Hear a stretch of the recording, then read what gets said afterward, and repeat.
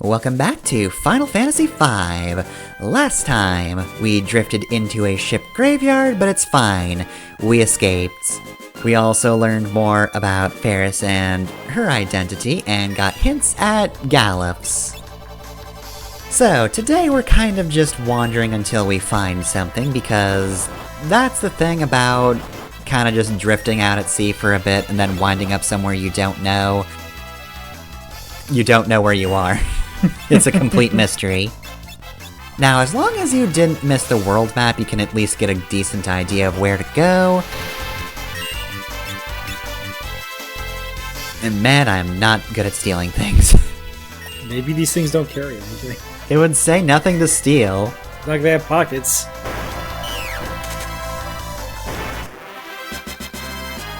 Alright, so party setup hasn't really changed since last time.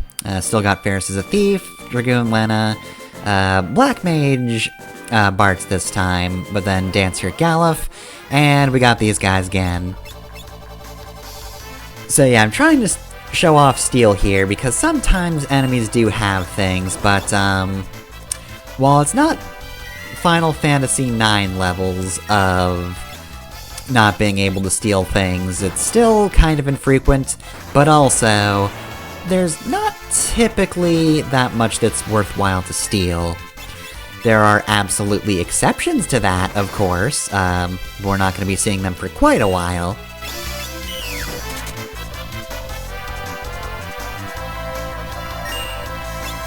Do you know what the problem was with Final Fantasy IX's stealing? Because it wasn't just like an abnormally low steal rate. It was... I mean, it's mostly a very low steal rate. I mean, from enemies, it's not a huge deal. They don't usually have things, but like, the things you want to steal are from bosses who have like multiple things that can potentially be really good, but like, the first thing you stole was usually, you know, not too bad. It was like an okay steal rate, but the more you stole, the lower the rate got. The problem was, you had your chance to steal, and then there was the random chance to pick what you stole. But once you stole one thing, it didn't affect the odds. So you could have a roll where you succeeded on your steal, but then stole something you already stole, so it would say, stole nothing. If they just fudged the odds so that, like, you know, your third successful steal, you're guaranteed to get something, it would not feel near as bad.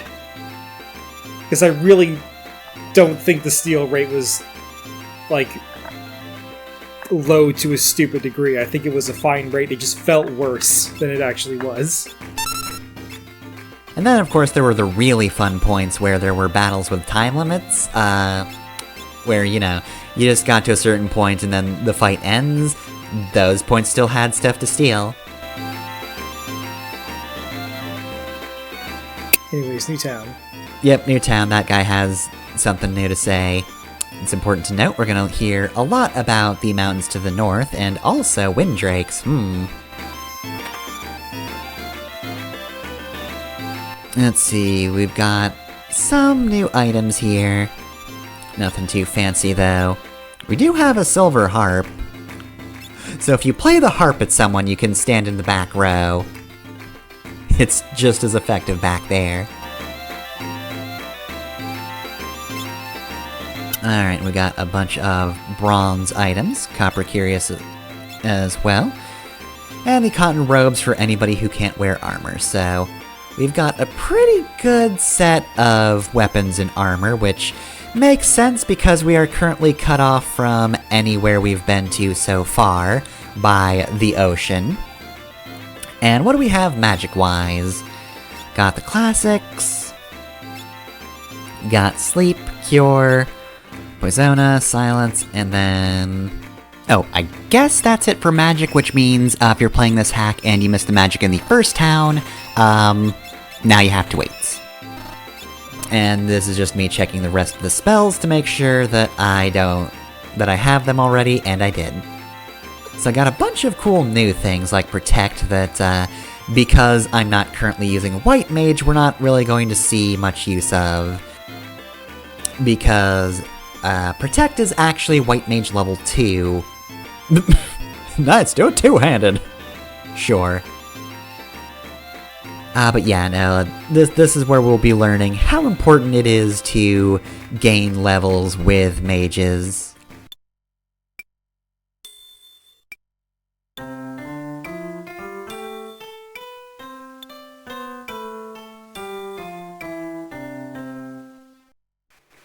Good job, Varys. You really are learning that piano. Almost played a scale. A Windrake and super rare dragon grass. Damn, a dragon and a thing to feed a dragon with? Buck wild. I get 1,000 gil for free. And you can kind of just waltz up to this guy over here. And he's apparently practicing to be a comedian.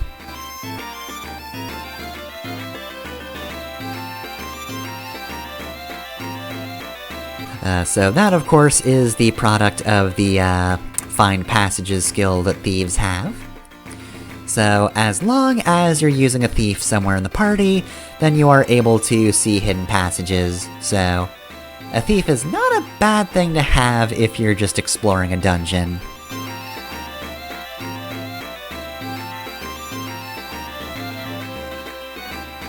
Oh, that's bad. We don't want them using that anymore.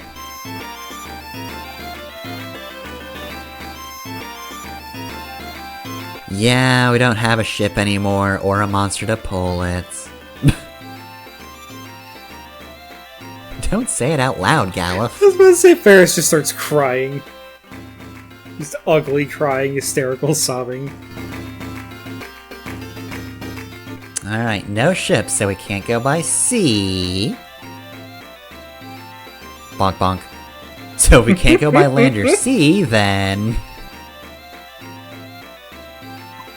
Can you figure out our method of transportation? I don't know, it's kind of tricky. Let's ask someone else.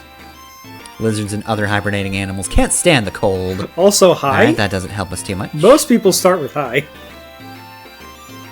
Alright, boats can't sail anymore.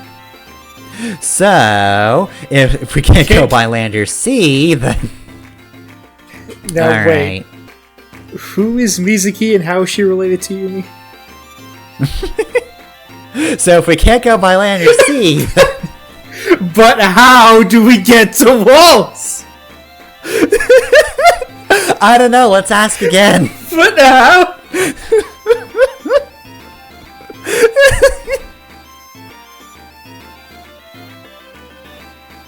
Alright, so let's see, we've got some boxes over here, and we got a frost rod, which is an interesting weapon.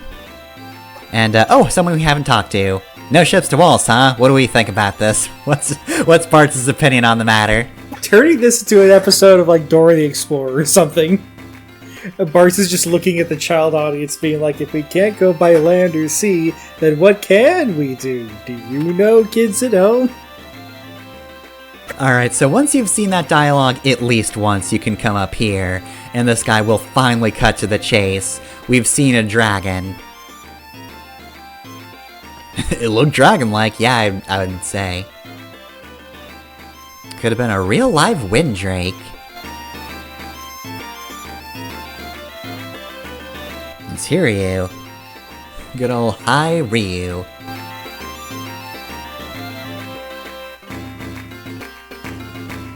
Oh, that seems bad, so... We've got a missing dad, and his dragon's missing. Well, we've located the dragon a little better, theoretically. Say, Bart, since you keep talking about land and sea.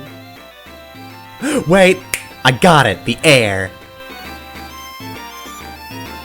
Alright, so... I don't think you actually need to see this cutscene to progress, because I've gone to North Mountain without actually entering the pub and talking to that man before, I'm pretty sure, because I don't really remember that cutscene.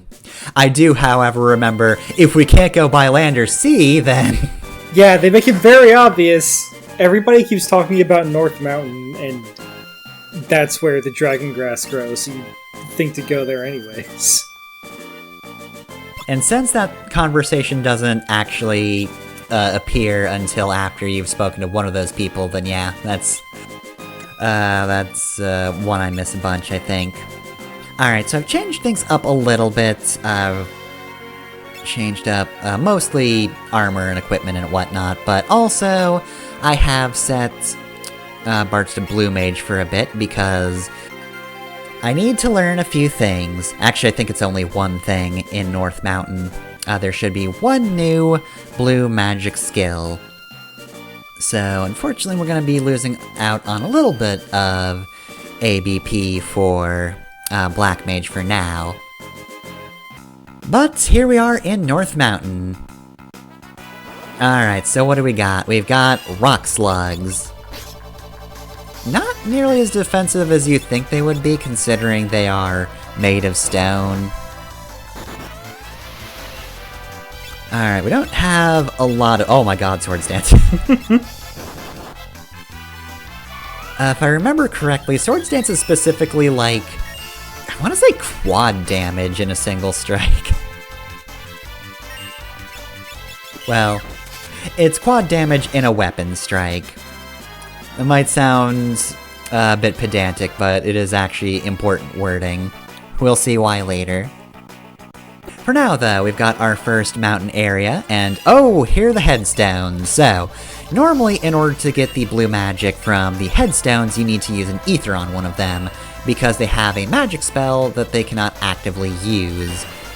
However, let me just watch. Okay, no. Okay, so I think the hack might have done something to make it so that, like, these guys just start with MP.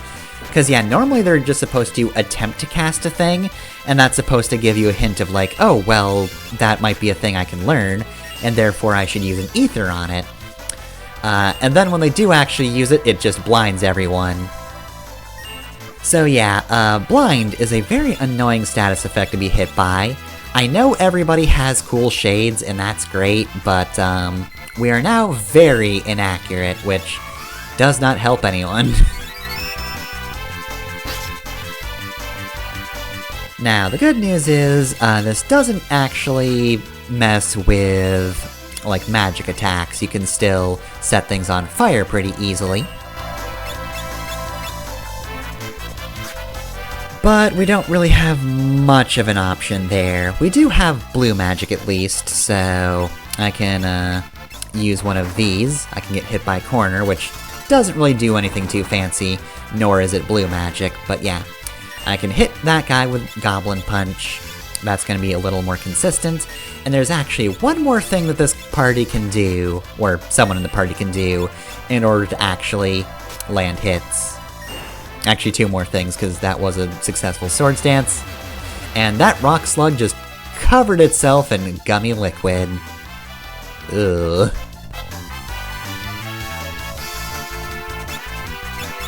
So since we did get hit by that particular ability, first off, that one isn't a blue magic, so you cannot learn how to cover people in goo, but what it does is it basically just— I think it's slow, not stop, and also a drain effect on HP. So it's actually pretty bad to be hit by.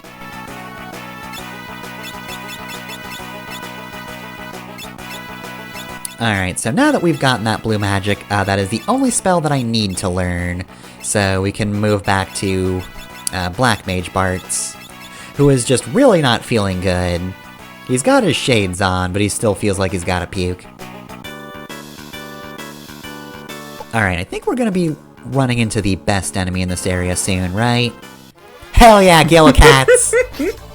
Look at them! They're just cats with wings. Coming in hot. Look out. Sadly, we can't learn Cat Scratch, so that's not a thing. It is only for the cats and the freedom they have in the sky. Alright, so here's the third and final thing I can do in order to actually hit things.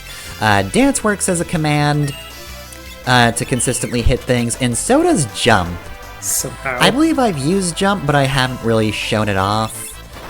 It's basically just a move that does a lot of damage, but it takes a moment to actually hit. It's got a bit of a warm-up to it to even activate, and then the character is up in the air for a bit before coming back down.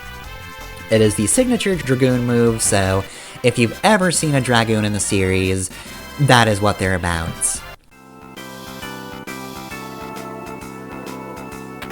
Oh, Gold Needle. Well, that'd be useful if we got petrified, but now our problem is sunglasses, and I did not buy any eye drops because I'm a fool. I knew I was gonna get blinded. I guess I just don't think about buying items that frequently in this game. I just love that the party has to go through the whole dungeon blind now. That'd be even funnier in like the old version where you had to give an ether to the enemy, like, hold on, he's trying to cast a spell, I want to see what it is. Ah! Oh god! My eyes! Way to go, Bart! I needed to learn how to do that to other people.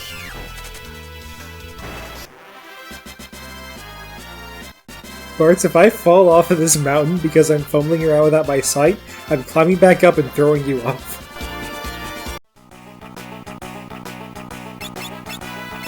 Alright, so I've managed to level up with Dragoon, so I'm actually gonna switch to Knight for a bit. So gonna do jump, items, and cover. So yeah, jump is always just gonna be real strong. It's just a good move. And it's also, again, one of the only things allowing me to actually hit anyone in this dungeon now that I've been blinded. I feel bad for Ferris because she extremely got the short end of the stick in terms of what she has, because none of it's useful to actually deal with blindness. Alright, so here are those purple flowers we've heard mentioned.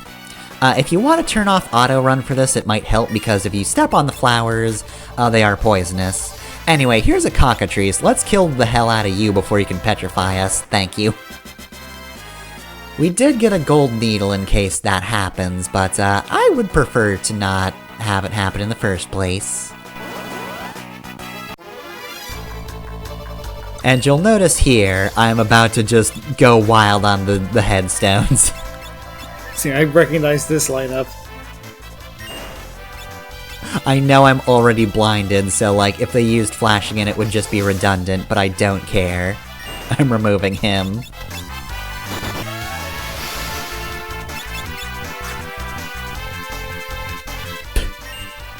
I'm sorry, Dancer Gallop with shades is just very funny. I'm just picturing Lena falling into the background.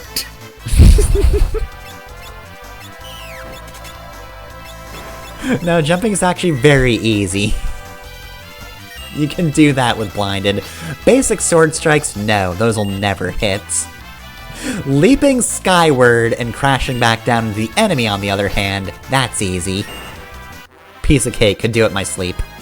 Thinking of that Final Fantasy XIV video somebody made of a Dragoon that was afraid of heights. Just leap into the air and scream. Alright, so one cool feature is that you can just auto-sort your inventory, and I do like the way it auto-sorts, so it's very useful. Second cool thing is there's a point where we could use a tent, so I could remove blindness, hell yeah.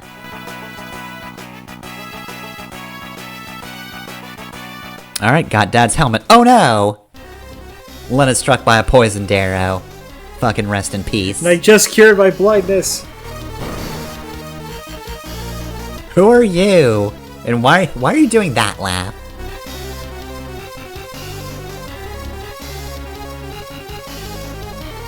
You don't under Windrake? That's fucked up. I'm just evil!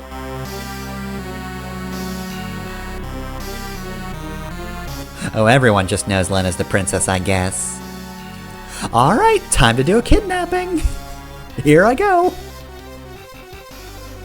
Addle-padded foul complexion scofflaw. You tell her, Ferris. You tell her.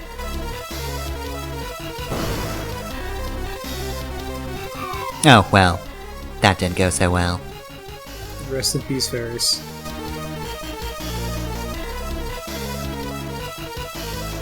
Oh, what's this? can't stop a pirate. I love the jumping sprite. It has her, like, kicking her leg out. Also, I built a bridge, fuck you. Every adventure has 50 feet of rope.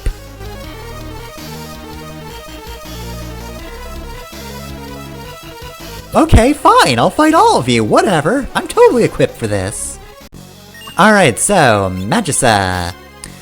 She's potentially kind of easy.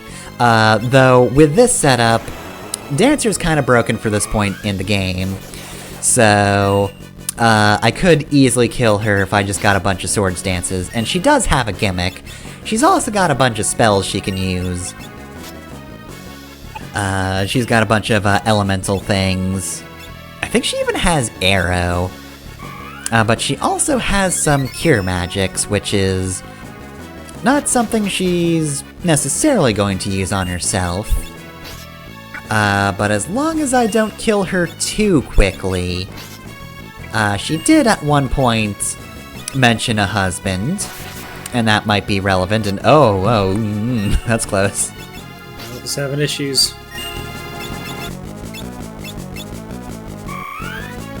So yeah, you can completely bypass this battle's gimmick if you decide to go all out.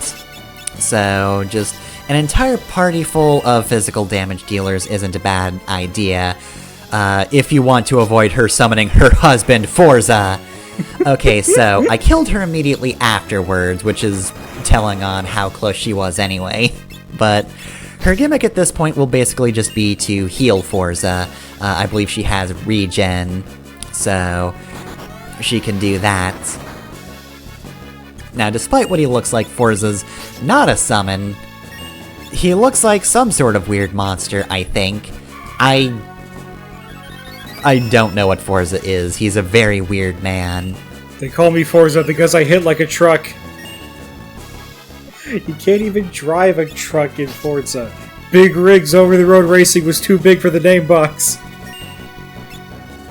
He's got, like, Christmas ornaments hanging off of him, just kind of flying around. The position of those, whatever those are, suggest motion. We're seeing this mid-punch of these Christmas ornaments just jingling and flying about as he's going for a hit. Anyway, in terms of the rest of the things Forza can do, not much, honestly. He is basically just here to punch and punch hard. And kill Galuf, I guess. Well, I mean, he did do very well at punching. I cannot deny that. A good thing to have for this fight, of course, is the Protect spell if you're actually using a White Mage, or you've somehow managed to get White Magic level 2 by this point, but I didn't, so Forza coming in definitely hurt a lot. But hey, good news, I've got Black level 1, which is kind of all you really need at this point. I think initially it's better to kind of rush through White Mage, because Black Mage just gives you the essentials in the level 1 category, and those can help you survive for a bit, though you don't want to ignore it completely, or it'll just catch up on you when you do get better spells. Anyway, a real quick fun fact, before discussing Lena just willingly walking into poison flowers. The helmet that Lena picked up is actually a mithril helmet that you can equip, so it is just an item you might not realize you have now. Anyway, though, I mentioned a few parts ago, Lena's whole deal is that she will take the most direct solution to a problem. And I was thinking of the scene when I was saying that.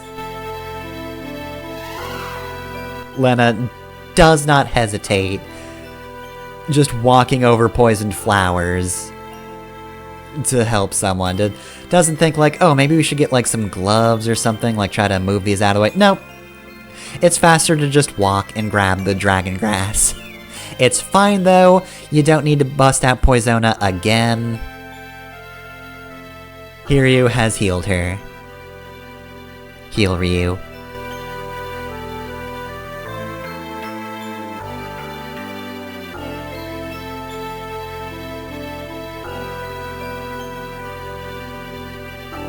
I've been really scared this whole dungeon, guys. I don't know if you've noticed. And everybody laughs at Bartz for his just very common and completely understandable phobia. Which is about to get worse because just imagine being on top of a flying dragon without a seatbelt. Also, just wishing you'd made him the Dragoon now.